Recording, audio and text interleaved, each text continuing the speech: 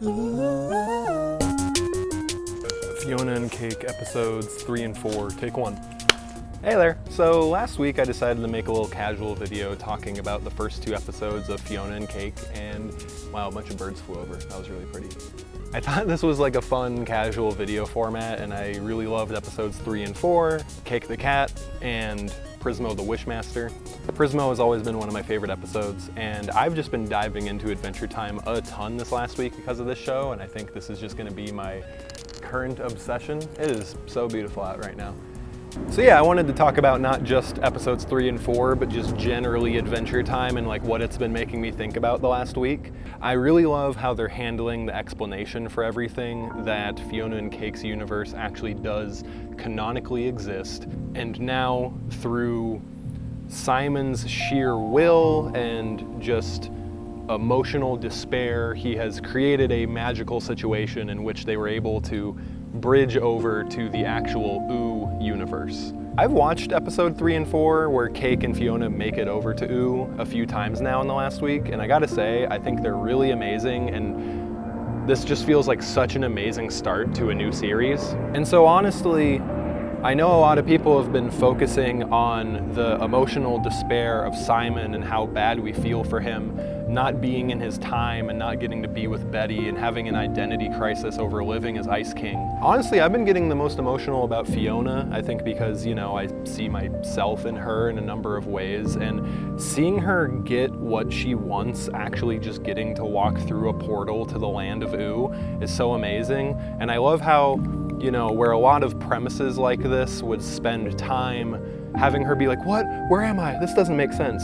Pretty much immediately, they just blow through that, and she's like, wow, I'm in a whole new world. Let's go. Hop on! Fans gotta stick together. Okay.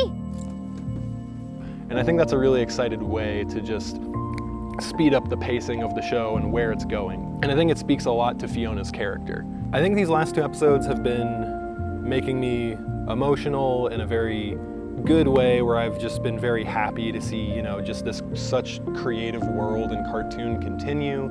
And I think it's really nice to sort of live vicariously through a character like Fiona, getting, you know, to see her have her hopes and dreams come true. And that's where I'm interested in what the new episodes tomorrow coming out will be like.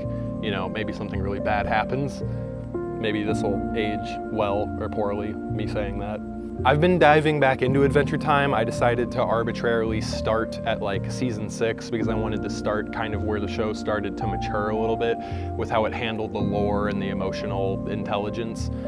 And I've been watching, you know, these Comic-Con panels of when the show was ending and the cast is singing the songs, and Rebecca Sugar sings Time Adventure, and I don't know, it really hits me so hard. It was funny today seeing Tom Kenny on that panel say, I don't think Adventure Time is over. I think it's gonna come back. I don't think Adventure Time's over. I'm clinging to hope. Everything comes back at some point. Am I right? It'll come back. It'll come back. And he said it in a way that just, it really feels as if he was foreshadowing that they knew they were gonna do this all along, but the response from the rest of the cast and then Adam Muto, the new showrunner after Pendleton left, they didn't really give him anything, so I don't know if they were trained to like, you know, act like they didn't know anything was coming back, but I genuinely think that they did think it was over and it wasn't coming back, and Tom was just really excited, and sure enough, he was right. It came back. And also, rewatching old Adventure Time stuff lately, Ice King is so goddamn funny. And it, you know, I know that we're all very used to how Simon is now, but it's really funny going back and just seeing really how crazy Ice King was and how funny his one-liners are. Good morning, madness. What? Broken leg again? I remember in a podcast once, Tom Kenny said the key to making his voices is you take 2 celebrities you can do a bad impression of and combine them. So, and I remember that for Ice King, he was like, yeah, I can't do an impression of Marlon Brando and then somebody else. And together that made like Ice King, where he's like, oh, I wrote that? Hot stuff. You know, it's just like so funny. Where he's like, Ice King's in trouble. You know, when he's all tangled up in the chords. Yeah, Ice King is so funny, man. And so it is really crazy to think about Simon within him, you know, walking around, and that's who he is. I'll be honest, in the original Fiona and Cake spin-off episodes in Adventure Time, my biggest problem was I was just never a huge fan of Cake. I think that Jake is such an amazing character that having like a equal, not even opposite, but just like, you know, equal like mirror counterpart. I have a lot of expectations on Cake for like giving good advice or being funny or whatever it is. And obviously she has a lot of personality, but I find it really interesting that now she's starting from this new starting point where she's just a regular house cat. And so now in this new world, she has like she has no regard for anything around her. She like f***ed up all these people. She like killed a hot dog. She killed a pillow. And, you know, as soon as she gets her powers, it seems like she's like pretty ready to be like reckless and sassy and stuff. And so I think I'm already enjoying this like even so much more than I did the original spin-off episodes. And also looking back, I totally forgot that they did do a tease where Ice King had that red beam of Fiona and Cake coming out of his head, and back then it did make me wonder, what does that mean? Is he broadcasting it out somewhere? Does this world do exist? You know, that episode where that super fan who somehow watched old TV show episodes of Fiona and Cake and she was cosplaying as her, that, you know, that confused all of us as a fan base back then, and I totally forgot about that. Fiona and Cake aren't real, you ding-dong. They're just like a TV show from the past or something. Dude, I literally have 1 bazillion questions. So it is so funny now that the true answer is that Prismo is the true creator of Fiona and Cake. He stored their universe inside of Simon's head, and somehow the frequency got intercepted by this super fan. In some ways, I find it a little bit sad that Simon or Ice King is not the true creator of Fiona and Cake, because like it is just such a funny premise that Ice King was like, you know, shoes up in the house writing fan fiction. But honestly, I think that's very fitting for Prismo also, and it's really funny. I'm really sad that Prismo is not still voiced by Kumail Nanjiani, but his new voice actor is good. I think the thing I'm anticipating the most is Fiona and Finn meeting.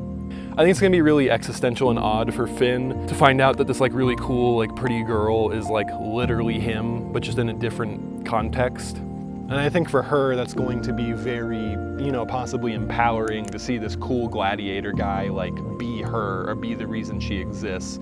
But it also can make her really sad that she's just the shadow of him. And I think obviously it's gonna be very emotional for them to find out that Jake is dead and Cake is here. I think Finn will be jealous. I think Cake and Fiona would probably be existential over this.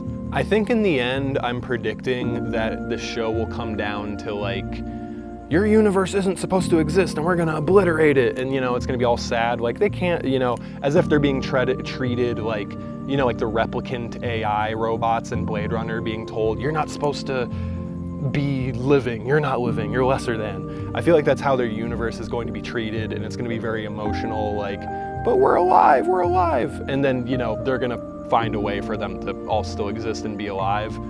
That's sort of what I'm predicting. I find it highly likely that they'll go back to their universe and their universe will return to its gender-bent version of Ooh. Although, I will say I selfishly really want Fiona and Cake to just stay in Finn's universe, because I think it would be really funny for Finn and Bubblegum and Marceline to just have this girl Finn around, and also for Cake to be around in a world where there's a void of Jake. But obviously that would leave Fiona's universe without them, and that would be no good. So they're probably gonna have to go back. But yeah, Adventure Time and just watching it has just been sparking my creativity and my emotions this last week in a way that I think has been very good for me and very nice. And it's really exciting having my internet algorithm tune in with Adventure Time and, you know, seeing this fan base again from people who are like grown up and what it means to them and how funny some of these clip compilations are. So yeah, I'm super excited for episodes 5 and 6 if they're still putting 2 new ones out every Thursday. And yeah, man, Adventure Time forever.